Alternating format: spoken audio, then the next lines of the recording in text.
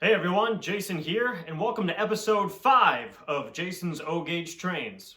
It's early April 2021, and it's been a while since layout update number 4, but I did put out 2 blog episodes as well as a product review, so hopefully that helped hold you all over. The good news is there's a lot to show you in this layout update. I've actually had all this progress done for the last few weeks, but it was really tough to find the time between work and all the other things in my personal life to find time to make a video to capture all of the great things that have been getting done in the basement.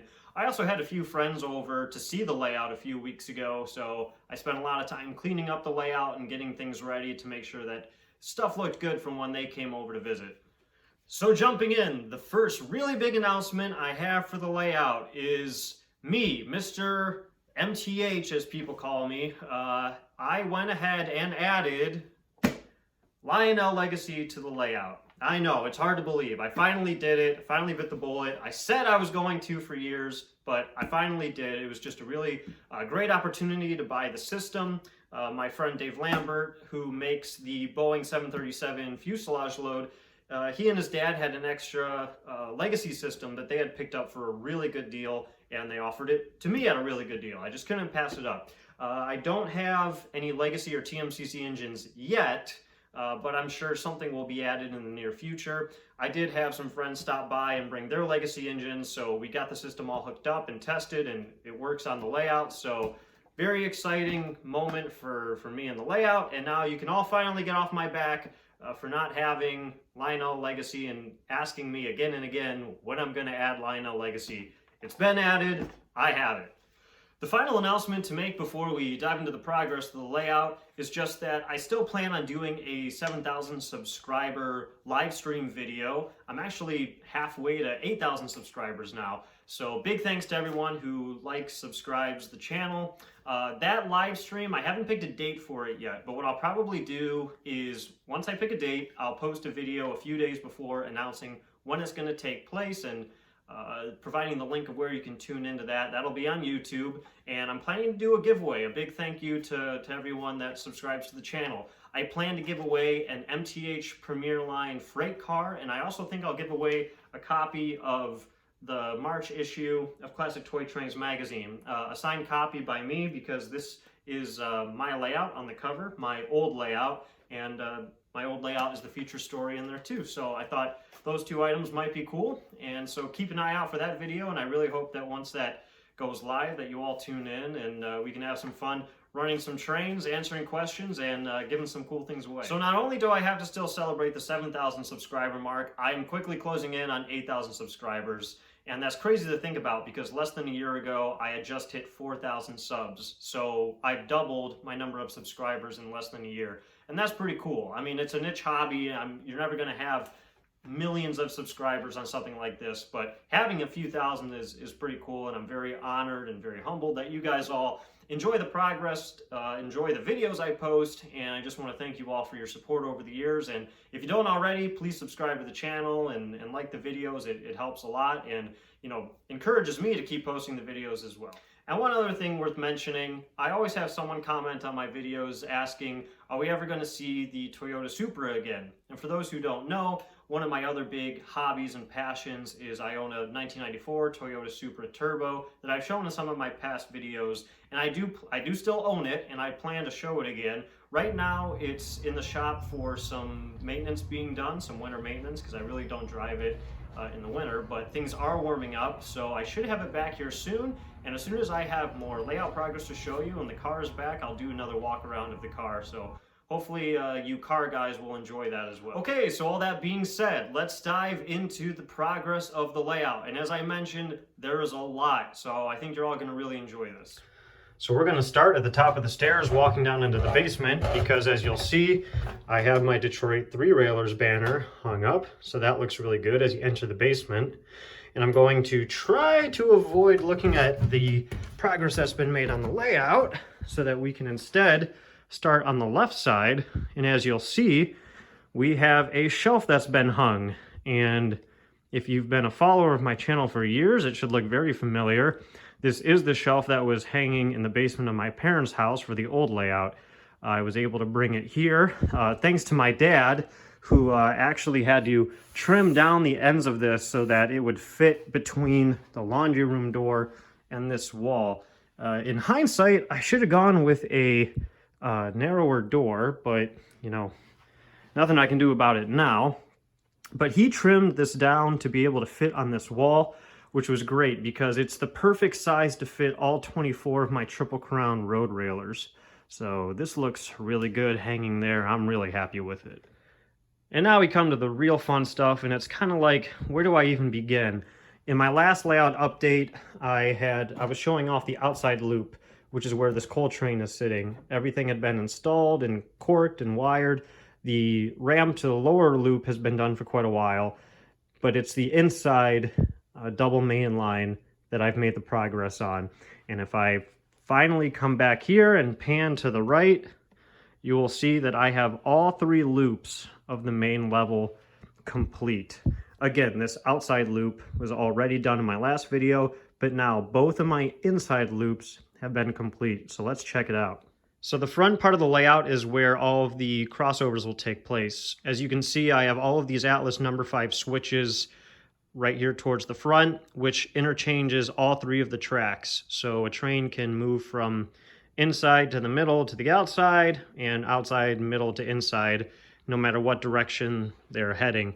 And looking this way, this is what I really love. I have this very wide curve going into a tunnel portal, and I used Atlas Flex Track to make the widest curve I possibly could. I wanted it to look prototypical, and I even super elevated the curve, which means that there is a slight bank to the curve, like the trains would have in the real world. If I get really low, you might be able to see how the Amtrak coming at you is banked slightly. All I did was use some 20 gauge and 14 gauge wire under the outside rail so I could gradually transition into the curve. Some people told me, you know, don't waste your time. Super elevation it's too difficult. It doesn't pay off. I'm really happy that I did it. I think I did a halfway decent job considering I've never done it before. And when the trains are coming at you or heading away from you and they're banked, it looks really good. So the tunnel portal is here just to give you an idea of where the train is going to enter a very large mountain. It does a curve inside the mountain. It's 072 on the inside, 081 on the outside, and then another tunnel portal back here to show you where it comes out of the mountain. And again, we have 2 very wide curves here that use Atlas Flex Track. Those are super elevated as well. They straighten out here for a short bit. Just like the old layout, I'm planning to have a switch that comes off to have some kind of engine facility here, or just kind of small maintenance away facility. This is the Atlas engine shed kit from the old layout. I haven't decided if I'm going to reuse it right here again. It might look a little too similar to the old layout if I put it here, so maybe instead it'll be located over to the roundhouse turntable area. But for now, it's going to stay right here. And then we curve back again. Atlas Flex Track, super elevated, and then there's no tunnel here yet, but it will disappear into a tunnel back here. It'll actually go under a bridge and then into the tunnel, where over here will be underneath a town. Again, just like my old layout. So this should seem pretty similar to what I did in the past. And again, we have 072 on the inside where the Santa Fe sits, and 081 on the outside. Here we are standing on the opposite side of the layout, just to give you another perspective of how everything came out. Looks pretty good from this angle. And again, here's the outside track that we've already seen in some of the past videos. This will eventually be the ramp to the top level, which will connect to that switch. And this loop here will be the upper level. So I just have that there to give me an idea of spacing and the room that I have. I'm going to cut a few access holes in this area because this will all be in a mountain where it goes into these tunnel portals. And I'm going to need to be able to get up inside the mountain in case anything derails or if I need to clean the track. And you know, someone always comments, hey, why didn't you get rid of that big pipe in the middle of the layout? And I'm like, hey, if you wanted to spend a few $1,000s for me to move it, you know, be my guest. But I'm happy to work around it. It's going to get incorporated into the layout. It'll actually be mostly hidden in a mountain, so I'm not really stressed about it. And again, if you want to spend a few $1,000s for me to move that pipe. Be my guest. So coming back to this outside loop, you might recall that I have this switch right here, which leads to the Peninsula, and I've made progress here. I've put some track down for the intermodal facility. I needed to be able to fit these Atlas Gunderson cars because I really don't like taking those on and off the layout. If I'm not using them, I wanted them to be able to fit here. I have these Atlas flat cars here as well. I'm still playing around with this area, but I think this is how I'm going to have it. The track closest to the wall is going to follow the wall all the way back, and my intention is to be able to park my Norfolk Southern OCS cars on this spur. It can fit 10 of them right now, and then the actual Norfolk Southern OCS diesels will be parked on a little spur, one of these two spurs. I plan to have the Norfolk Southern OCS on one of them, and maybe the Pennsylvania Railroad E8 on the other one. That's my plan. We'll see if they'll actually fit, because then this track on the edge will lead over here where there's several switches and where the Allegheny is sitting, and this is where the turntable is eventually going to be, and then the roundhouse towards the back. Right now it's kind of my workbench area, so gonna need you to ignore that right now, but at least I'm getting some track in place and I'm getting an idea of how this Peninsula part is going to play out. And speaking of intermodal equipment coming to the layout, it is worth mentioning I've brought all of my Atlas Gunderson cars to the layout. So I have all of the double stacks. They're stored down here right now. But the good news is that these are the heaviest cars on my layout. They're die-cast well cars with plastic containers. By far the heaviest train on the layout. And my MTH Premier diesels have no problem pulling them up my grade, which starts right about where the pipe is, and then it comes up along the wall. So they passed that test. Very good news for me.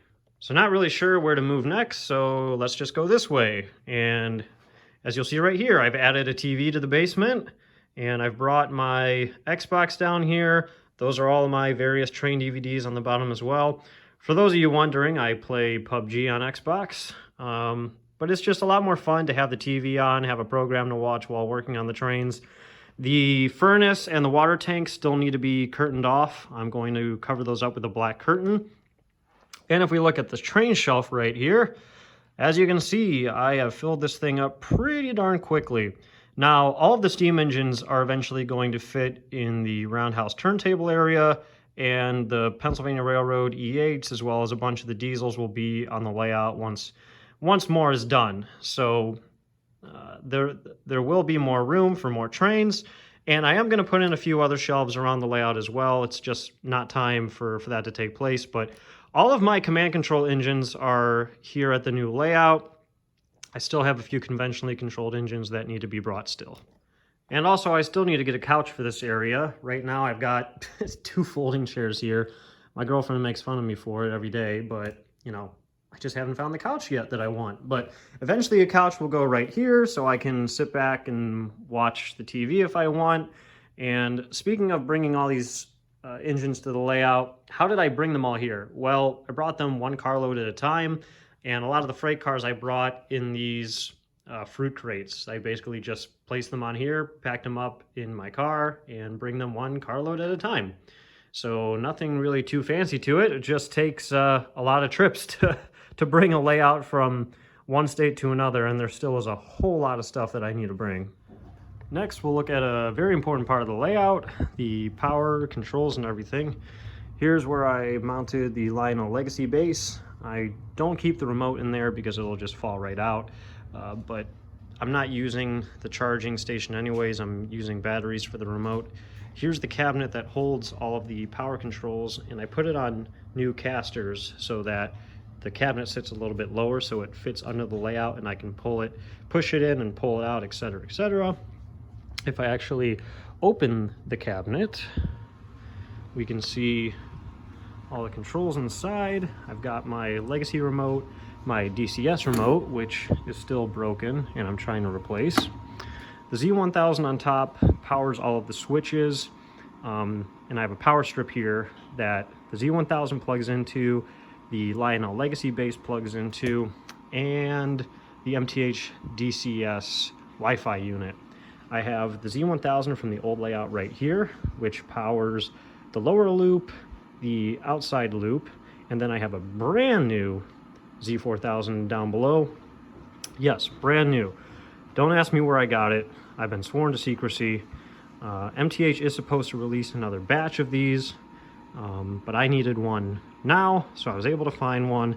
But the person I bought it from said, don't tell anyone where you got this. So, sorry, but it's a secret. So this whole cabinet setup is just really convenient. When I want to come down here to fire up the trains, I flick one switch here, I turn both Z4000s on, and I'm good to go. And I did drill some holes behind the Z4000 so that air can vent in and out of this cabinet. Because I know someone will ask, don't the transformers overheat while they're in there?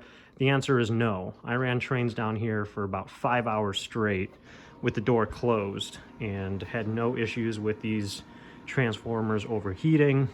So no concerns with that moving forward. It's just so nice to have this door closed because the noise from the Z4000s pretty much completely disappears, and it just keeps the edge of the layout looking really clean.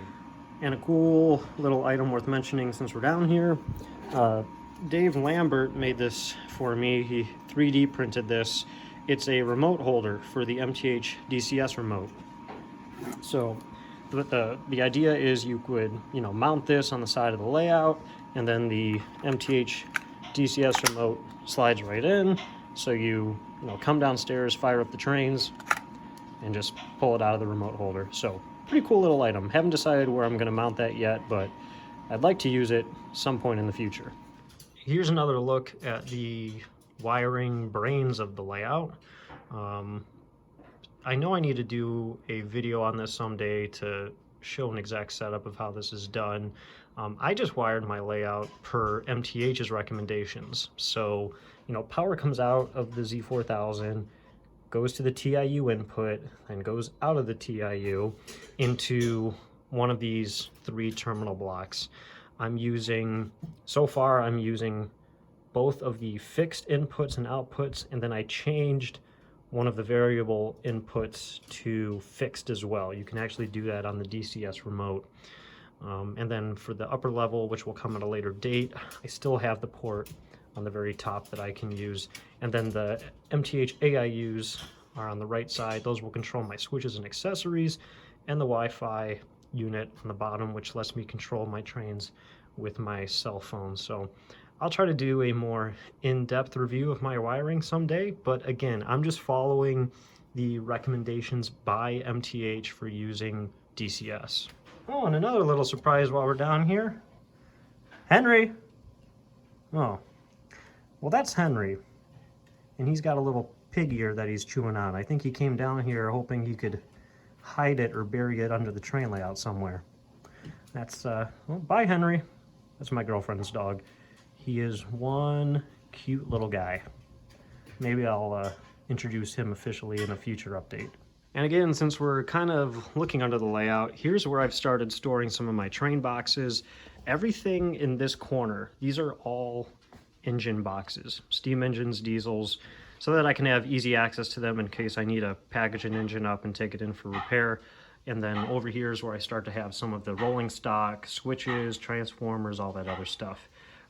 This is just a fraction, very small fraction of the boxes that I have. Locomotive boxes came here first. I still need a lot of room to navigate under the layout for now to do wiring. Eventually my plan is to bring every box that I can. My parents actually have like a pole barn at their farm property where there's just hundreds of train boxes. I don't even know if they'll all fit under here someday, but we will see. Next, I will show you which items have been added to the layout. So let's go take a look. If you watched blog episode 1, you would have already seen the water tender on the right, which is the Jim Adams Union Pacific Auxiliary Water Tender. I bought it to run behind my 4014 Union Pacific Restoration Big Boy, and I mentioned I was still looking for the Joe Jordan tender, which is the one that you see on the left. So I actually got both of these tenders from the same seller on eBay. I actually got outbid on the Joe Jordan tender, but they had two available, so they were able to sell me one anyway. So I'm really happy that I picked both of these up so quickly. These are going to be pretty rare and pretty hard to get a hold of unless MTH makes more of them, especially with MTH announcing that they're going to release more 4014 restoration big boys. These are going to be in high demand. I did pay a premium price for them, but I thought it was worth it. And I've been on quite the coal car binge lately. I ordered a whole bunch out of one of the more recent LIONEL catalogs. So I picked up some more. Here are 4 of the Detroit Edison bathtub gondolas. And in addition to these, I also got 4 BNSF coal cars. So 8 coal cars added to the layout. And I'm ashamed to say that there's even more that I have to pick up at Stockyard Express, but I have never owned very many coal cars, and when LIONEL released a whole bunch of them in the recent catalog, I decided now was the time that I wanted to add a bunch. So my coal train fleet is quickly growing. Here's the Boeing 737 fuselage load that you've seen in my last few videos. I actually just posted my full review on this kit. It's available at printedatscale.com.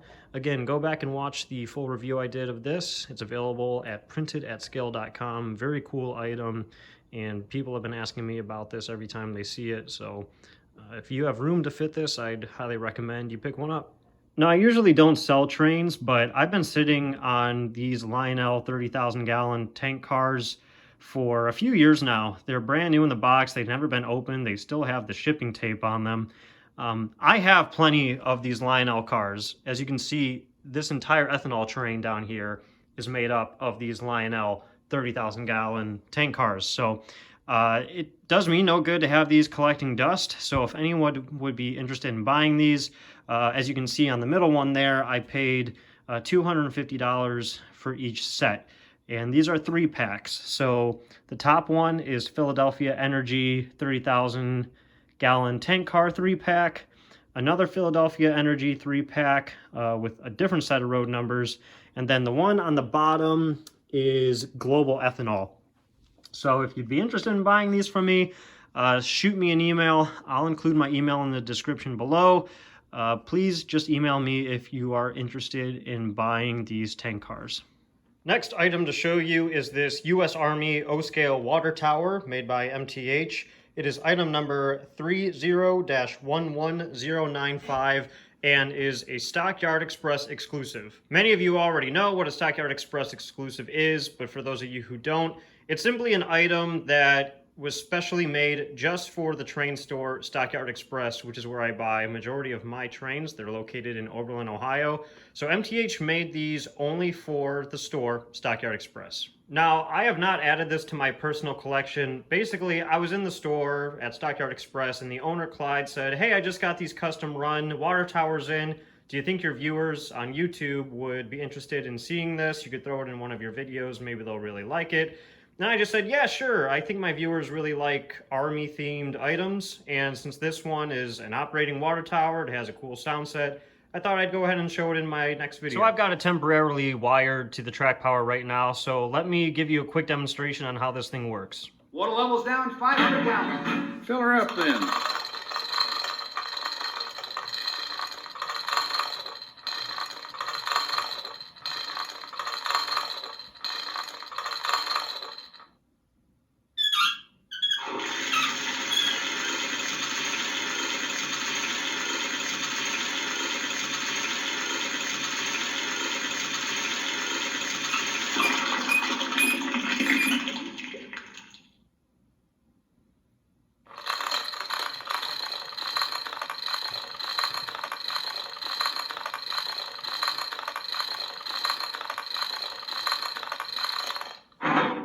All right, we should make good time today. So there you have it, pretty cool item. Not only does the spout go up and down, but it has a pretty cool sound set to go with it. If you're interested in owning one of these for yourself, they retail for $149.95. You can only get them at Stockyard Express, which is located at 49293 Plate Road, Oberlin, Ohio. You can give them a call at 440-774-2131. and less than 50 of these were made. So if you're interested, I would give them a call as soon as possible. From what I've understood from past experiences, anything that is US Army themed tends to sell out very quickly. So if you're interested in this, I'd give them a call right away. Okay, so that should do it for this layout update. Hopefully you all enjoyed seeing the progress that's been made. I will leave you with footage of the trains running like I always do, and it is nice to have 3 loops of track that I can run trains on now. Feel free to ask questions in the comments below. I always do my best to answer them. Please like this video and subscribe to the channel. It means an awful lot to me. So thanks so much for watching. I'll see you next time.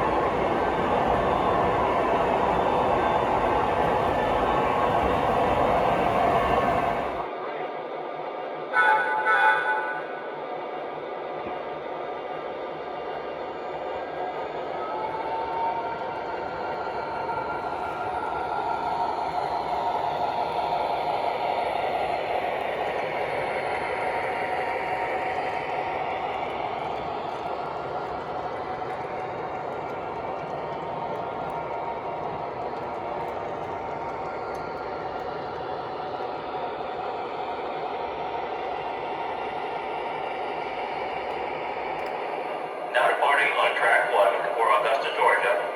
Train number 951, the Norfolk Southern Office Car Special.